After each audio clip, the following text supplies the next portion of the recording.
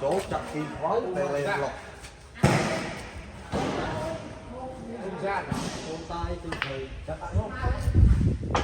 chặt khói để lên lọc đó buồn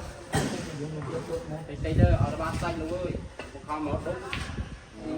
nghe là xích quy hay cắt khói để lên lọc đấy Tế đục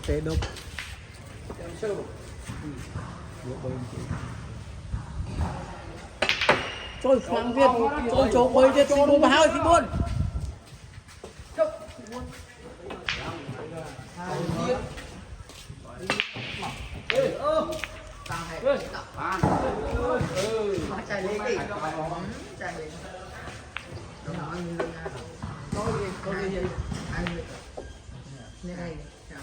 Đủ vào đây bọn ơi.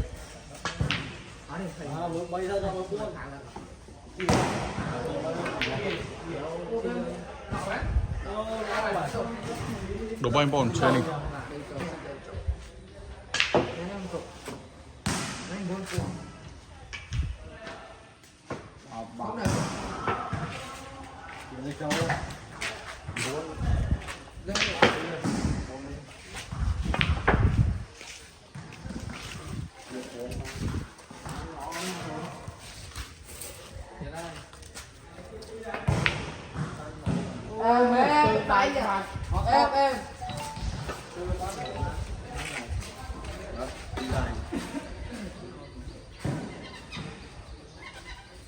đúng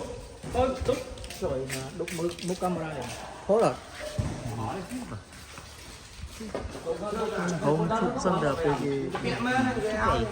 Cái to mà được. Dạ phải đi đục.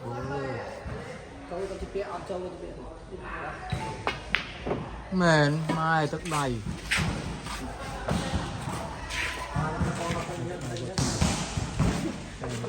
nó đi đi ơi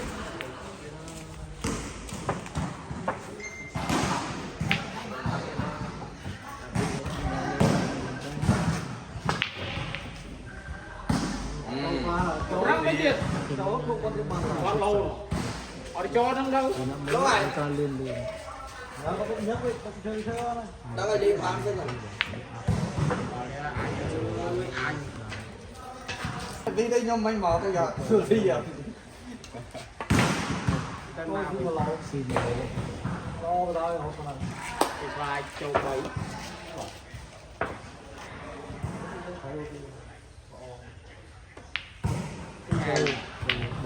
bật được bố này nè tạm bữa đấy đặt lên đó tạm bữa đó Dạ cũng một ấy. vài cái ao ai nó đó là mang lừa đấy thì chẳng lấy nè ngon thì na đấy mình cứ ôm má đấy khi con muốn để chống lại con chờ đây cái